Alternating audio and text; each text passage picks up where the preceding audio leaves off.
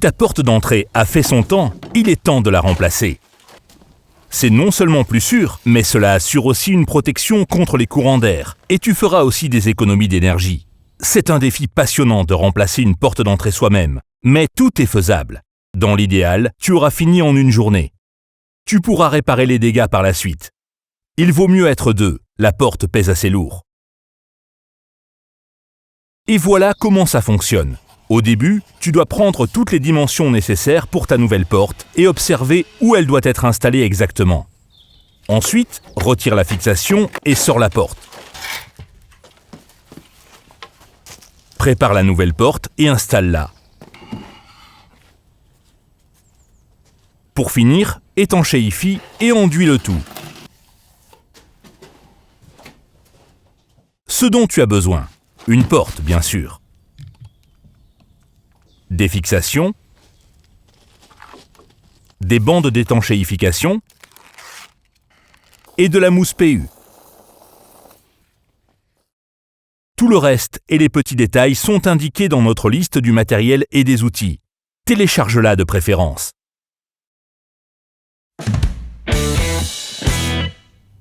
Ok, cette vieille porte a quelque chose de spécial, mais elle ne répond plus aux exigences modernes en termes de sécurité ni d'isolation thermique. Et on ne parle pas non plus de l'état de la porte elle-même. C'est un travail de débutant pour tout cambrioleur et l'isolation thermique est équivalente à 0. Alors, prends les mesures et commande une nouvelle porte. Regarde où ta porte se trouve actuellement et décide si la nouvelle devra être placée au milieu de la maçonnerie ou complètement à l'intérieur. En outre, tu dois à présent déterminer le sens d'ouverture de la porte. On parle alors de dîne gauche ou de dîne droite. Fais un croquis. Mesure l'ouverture avec précision, la largeur sur au moins 2 emplacements. La hauteur également à 2 endroits.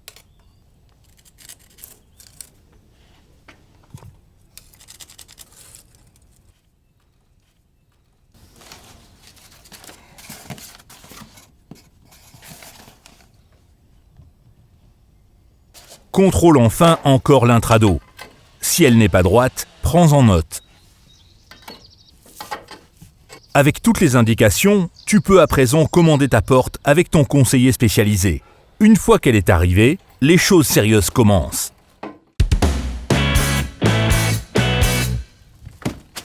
Avant de retirer ton ancienne porte d'entrée, reprends à nouveau les mesures de préférence, au cas où quelque chose se serait mal passé, et pour éviter que tu ne te retrouves sans porte.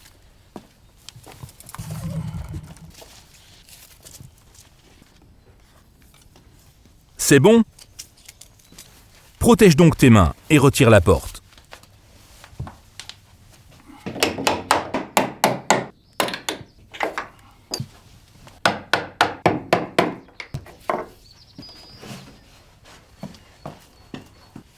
Couvre le sol à l'intérieur pour que rien ne soit sali. Lors de l'étape suivante, place les languettes de fixation sur le col ou ce que tu as d'autre au niveau des points de fixation. Pour réussir à tout bien retirer, tu as à présent besoin d'un marteau et d'un burin.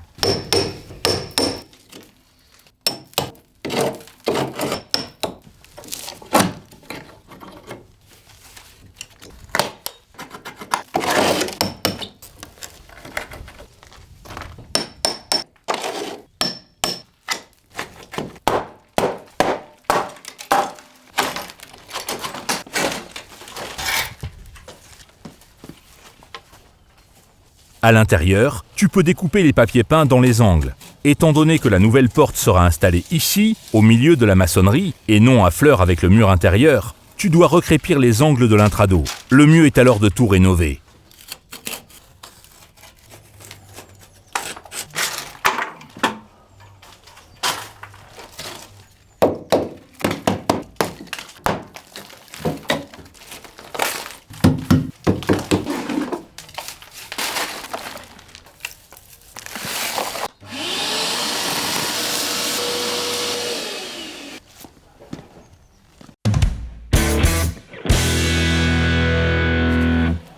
Retire le film.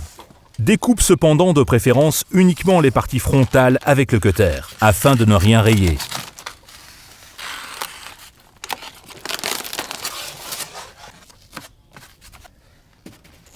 Place alors quelque chose de droit sur lequel tu peux placer le ventail. Place la serrure à goupille sans serrer. Et ouvre la porte. La porte étant fermée pour le transport. Déplace le ventail avec précaution sur le côté. Si la poignée et la garniture de porte ne sont pas encore montées sur ta porte d'entrée, c'est l'étape suivante. Respecte pour cela scrupuleusement les instructions. Dans l'idéal, un gabarit est même fourni pour le montage de la poignée.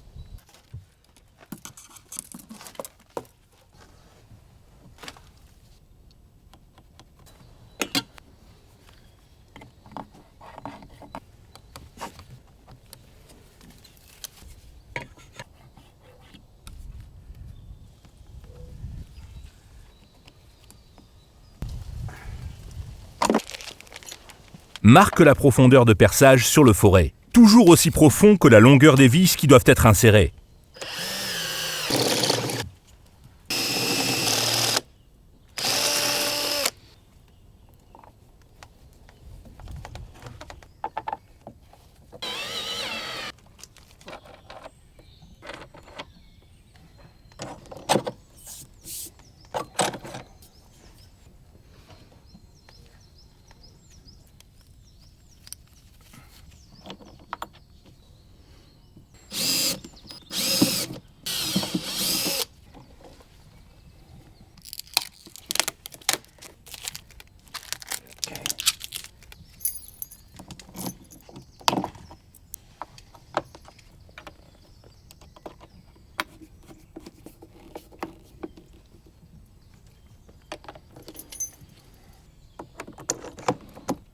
Serre ensuite la serrure à goupille.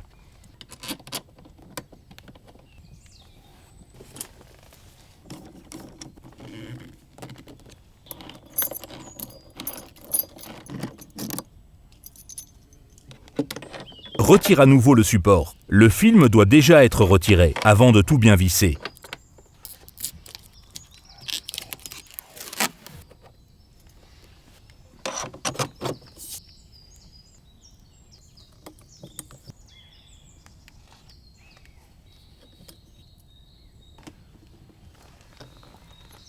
C'est bon, retourne une fois, puis l'intérieur. Une garniture de poignée est encore ajoutée.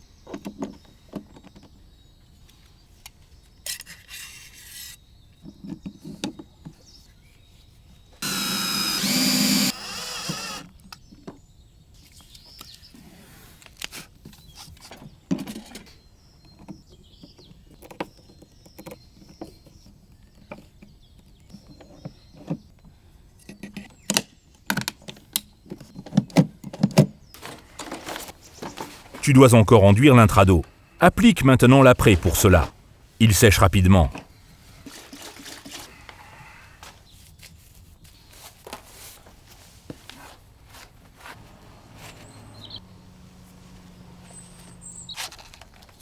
Retire les lanières, tu n'en as plus besoin. Place le cadre de porte dans l'ouverture et aligne-le avec précision.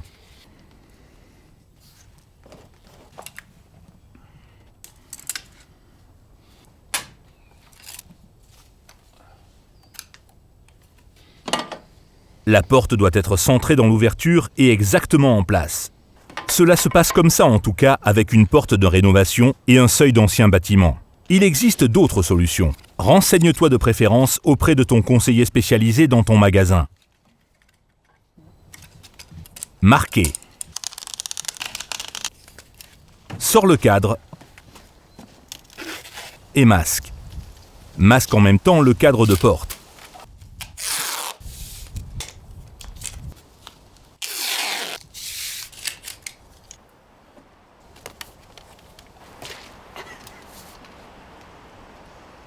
Ensuite, les trous de fixation dans le cadre. Bien sûr, seulement s'il n'y en a pas encore. Effectue un marquage respectivement 10 à 15 cm à partir des angles et ensuite tous les 60 cm.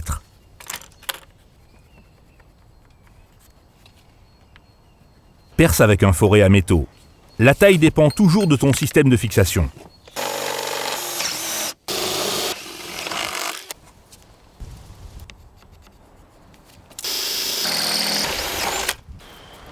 La même chose en haut.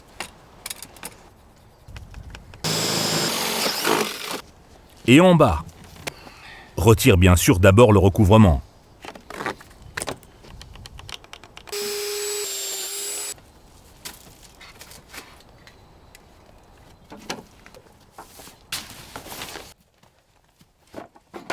Mélange le mortier de maçonnerie et le mortier d'enduit avec lequel tu peux retoucher les trous dans l'intrado. Mélange-le avec un accélérateur de prise. Le crépi durcira alors beaucoup plus rapidement et tu pourras travailler après un temps de séchage assez court.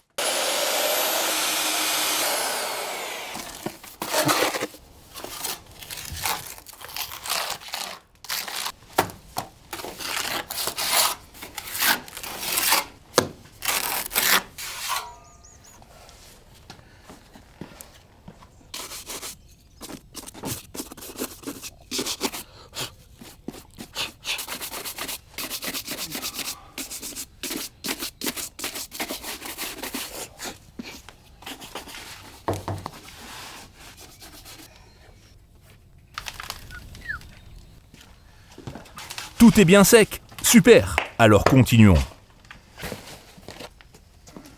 Place le cadre et aligne-le avec précision. En haut, tu peux le fixer facilement avec des coussins de montage.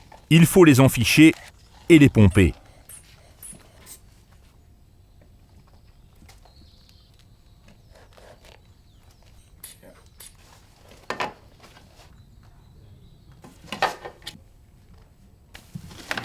Une fois bien en place, tu perces les trous de fixation pour les chevilles pour cadre.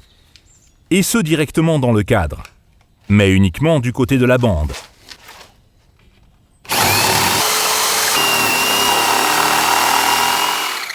Et la partie inférieure du côté serrure. Ensuite, scelle en bas pour le niveau. En fonction du support, tu peux aussi utiliser des vis à fixation directe. Il ne faut pas encore visser. Il faut d'abord ajouter des bandes de film sur le cadre pour étanchéifier. Pour cela, tu dois à nouveau prendre les dimensions du joint.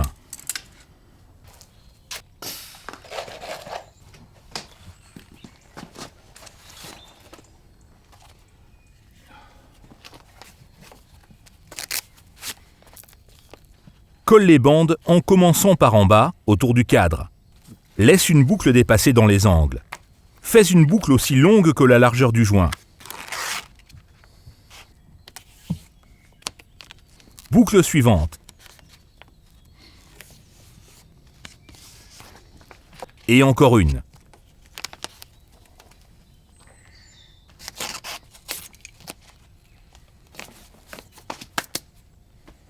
Appuie bien comme il faut. Dans l'idéal, avec une roulette écrase-joint. Retourne et fais la même chose de l'autre côté.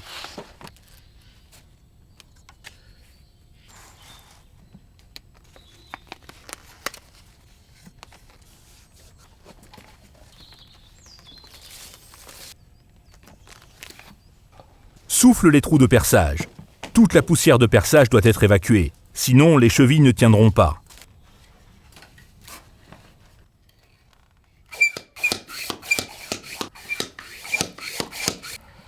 Le sol doit aussi être bien nettoyé. Il faut ensuite ajouter la colle pour le seuil et il doit ensuite tenir.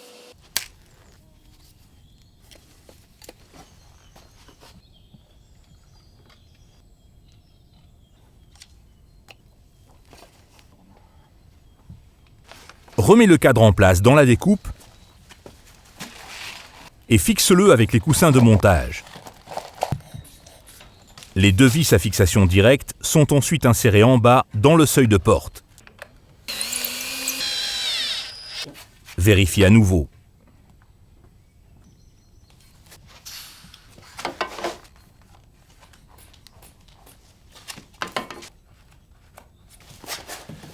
Insère les chevilles pour cadre côté bande et la cale correspondante entre le cadre et la maçonnerie. Ainsi, rien ne se déformera en tirant. Prends une petite cale pour un petit espace et une grande cale pour un grand espace. C'est clair, non? Cale toujours deux cales ensemble.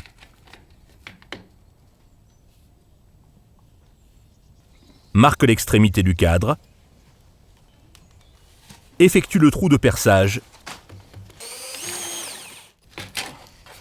et retire les parties qui dépassent.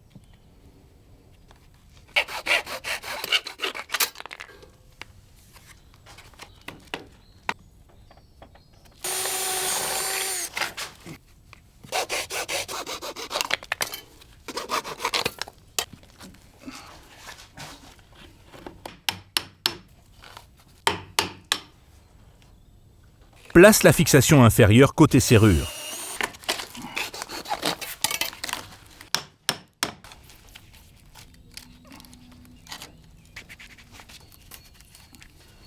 Vérifie si tout est encore bien en place et si le cadre est bien droit.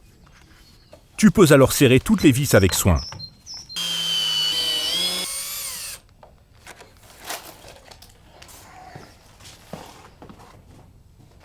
Alors, accroche le ventail.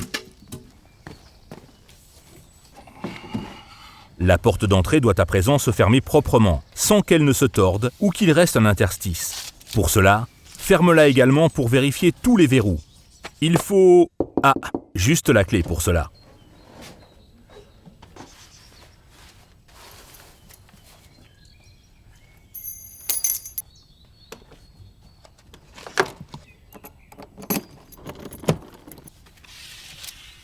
Remets le cadre et vérifie. La porte doit s'ouvrir et se fermer facilement de l'extérieur.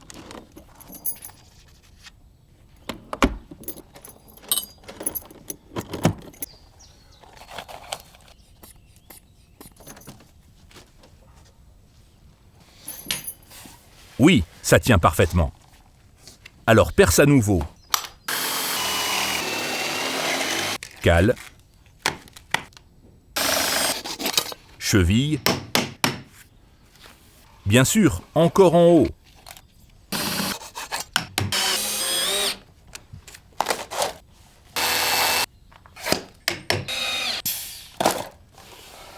Teste à nouveau.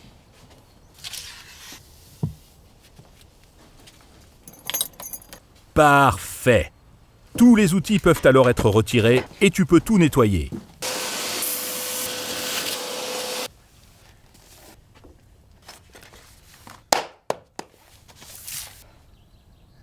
Applique de la colle d'étanchéité sur l'intrado.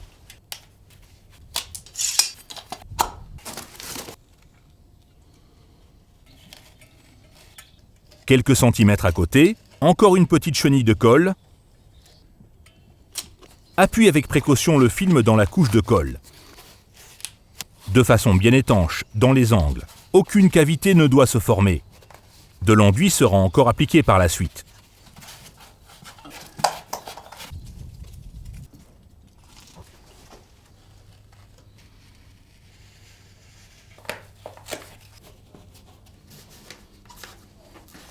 Une fois tout bien collé, l'interstice entre le cadre de porte et le mur doit être comblé avec de la mousse. Agite bien la cartouche. N'oublie pas de préhumidifier, sinon cela n'ira pas. Avant que la mousse ne gonfle, place un peu de carton en dessous, au cas où la mousse coule. Applique la mousse lentement et de façon homogène de bas en haut. Pas trop, la mousse gonfle bien avant de durcir.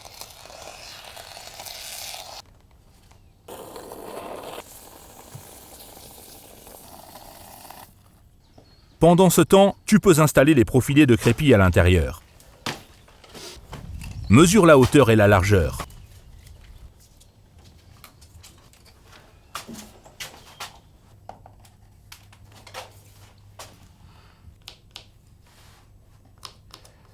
Découpe.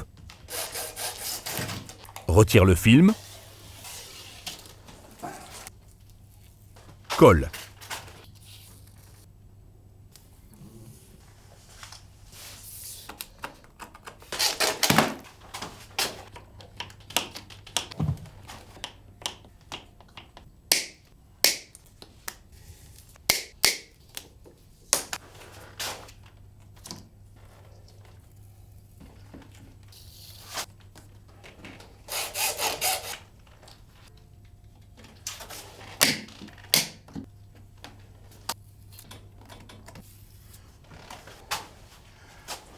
Une fois la mousse sèche, tu peux découper ce qui dépasse.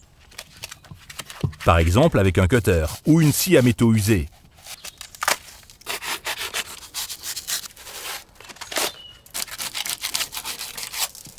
Ici encore, colle d'étanchéité dans l'angle. Deuxième chenille de colle à côté et fixe le film. Plus rien ne pourra alors pénétrer. Tout est protégé contre la pluie battante et l'humidité peut tout de même être évacuée.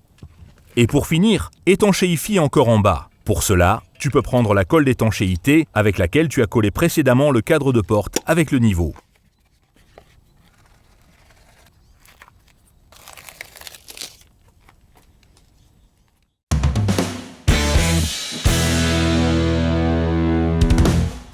Enduis le tout à l'intérieur. Masque de préférence pour cela ta nouvelle porte, mais sans l'attacher.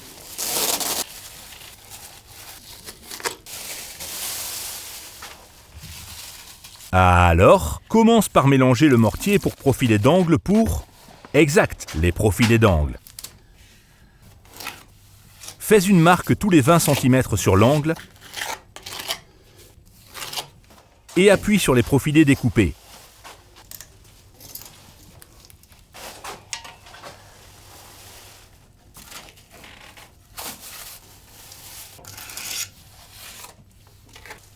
Aligne bien.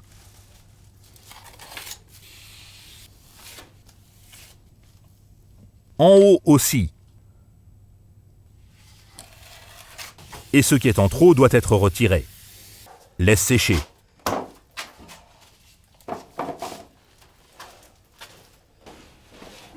Masque le mur.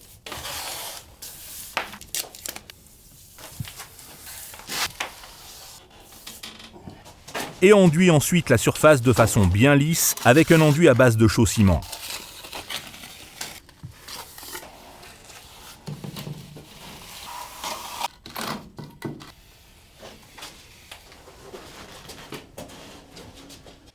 Une fois le crépi étalé, rabote.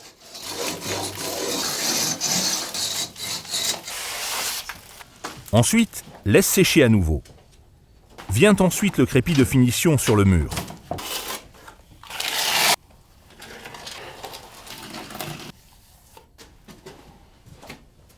Dès qu'il a durci, lisse avec une taloche à éponge. Dans les angles, tu peux aussi utiliser un pinceau. Après séchage, tu peux encore peindre ou tapisser.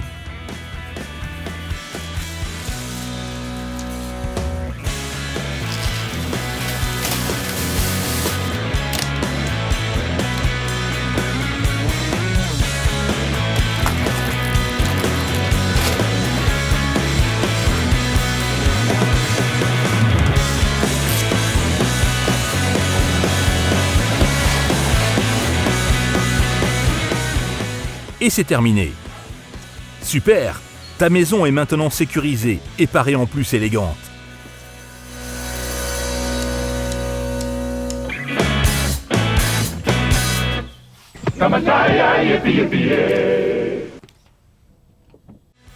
Télécharge la liste du matériel et des outils et c'est parti pour le remplacement de la porte d'entrée. Tu n'en as jamais assez et tu veux encore rénover davantage ta maison, par exemple en peignant la façade ou autre. Il suffit de t'abonner à Hornbar pour ne rien rater. Alors, à bientôt pour le prochain projet avec l'atelier Brico Hornbar.